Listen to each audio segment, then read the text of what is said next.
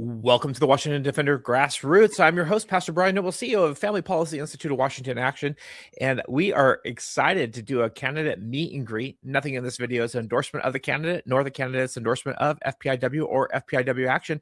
It's simply a public service to meet and greet the candidate.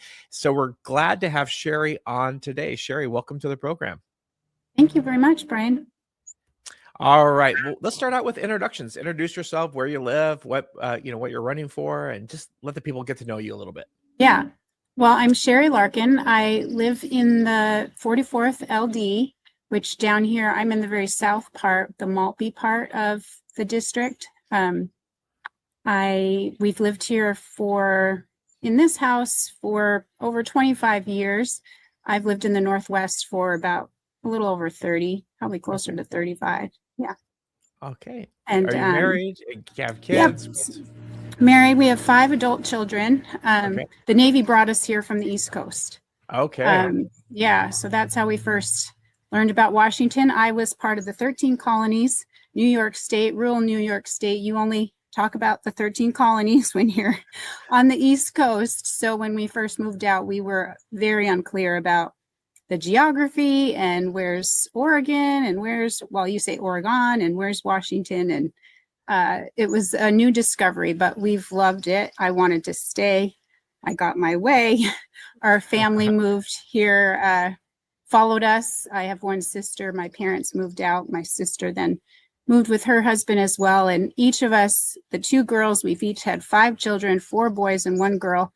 And we had a great raising them opportunity with cousins and family close by. So all my kids now are adults. My oldest lives here locally. He was in the Navy for some time. He's out now with married and 4 little girls. And then I've got a daughter who's does mission work in West Africa, just had her first baby and is married now. Another son who's a Marine officer. He's stationed a bit far away from here right now with his wife. 4th, who's local. He works for Snohomish County Sheriff's Department. I went on my first ride-along just this past week. That was a lot of fun. And he's about to have his 2nd baby. And then my youngest, who graduated from college on the East Coast just recently, will be married in October. So, it's been a busy life. Well, that's great. That's awesome. Yeah. I love that. There's oftentimes these myths about overpopulation. I'm like, God doesn't create an earth that can be overpopulated. He is a God of order. So No. I have 3 grandkids and big families as well. So it's a great thing. So tell us why you're running for office and what you hope to accomplish. Yeah.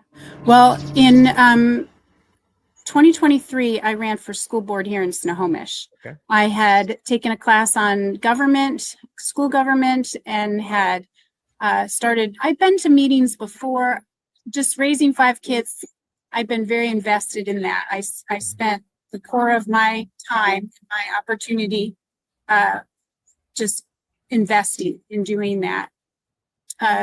So involved with their sports, volunteer everywhere kinds of things. But my school board opportunities were few and far between, but now everybody's out of the house. I went to school board meetings, took the class on government, and thought they're not asking the questions I want to ask. Yeah. And or they're not answering. They're not talking about what I think we should talk about. So I ran. I had a primary, which was 2023 was a big year for school boards, which was very unusual for Snohomish here, where usually you're trying to find someone that's willing to be on the school board. I had a teacher that was running, a former teacher, and the incumbent. I won the primary and moved on against the incumbent and won that as well. And I have not regretted it. I have enjoyed it. The opportunity to influence and really what I call kind of ratcheting the district back on what we should be focused on, core academics and the success of it. Are we focused on academics, and are we meeting, are what we doing, is that producing a result that, that matters? So we're in process. It's a big agency, just a government, public, and it's slow to move. But I hope to bring that same thing to the state Senate, where we have policies and programs and ways of spending that may not produce the results we want. It may not even be our job to do. And so I think we need to look closer at that. Is it our job to do it? Then does the spending align? Are we overspending? We need to stop overspending immediately. Does our spending align, and is it producing results? And if it's not, we need to stop. We need to reevaluate and find a way to spend your tax-paying dollars in a way that's effective and fruitful. That's excellent. Are there any policies or goals? I'm assuming, I don't really know, but you'll be probably with the minority party is what my assumption is as you go in. Yes, right now in the state Senate, there's 19 conservative senators. There's several running. I'm not sure, maybe 6 or 7, I think, around the state. I don't really know what that will look like, come through all the way through the general. I'm not sure. I will be in the minority. However, I am optimistic in that on the school board, it's a nonpartisan position. And so I've been able to work with others that may not hold my same values, or maybe they didn't as strongly as I did at the time. And then, but as we've worked together and labored together, we've been able to move forward on what our objective is in school government. So I may be, anyway, I am optimistic. I'll say it that way. I'm optimistic that I'll be able to find others that will want to work with me and work on how we really serve the public. That's excellent.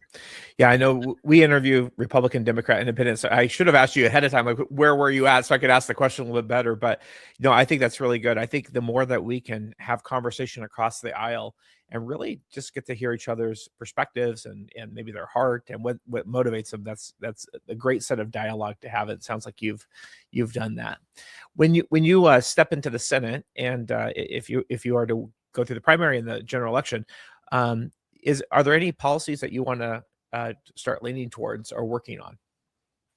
Yeah, well, education will be probably an easier one for me to step into. I've seen with the school board, again, we over legislate right now in our state.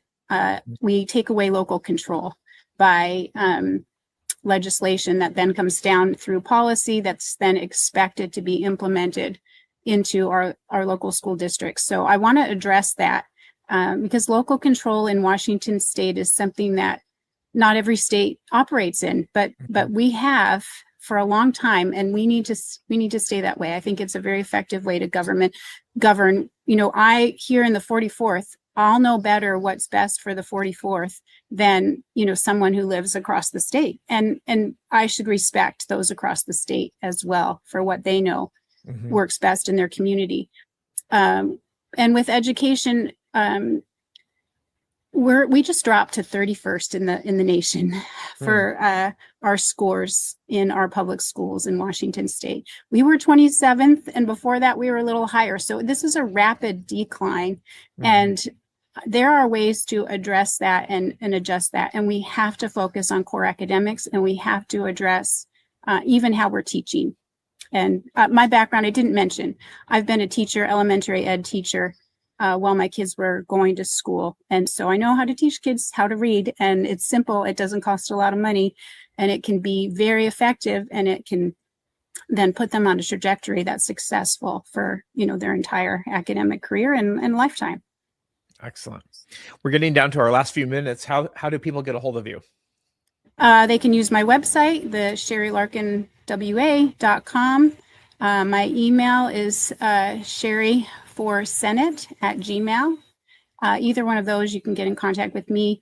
I'm open to help if you live in the 44th or nearby and you'd like a sign, you'd like to contribute to the campaign, you'd like to write a letter to the editor, you'd like to door knock. Door knocks, I really enjoy door knocking. That's a lost art of just connecting with our community and with our neighbors, is greeting them at their doors. So please join me and vote for Larkin in the primary, please.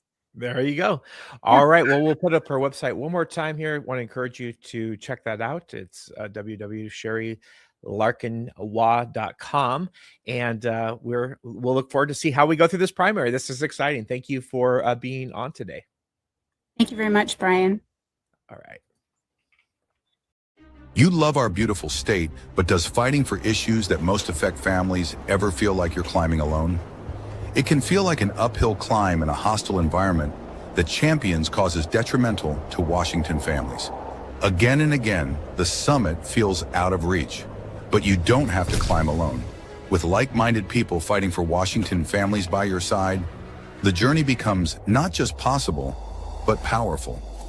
The Defender app, brought to you by the Family Policy Institute of Washington, connects you with your team for the climb ahead.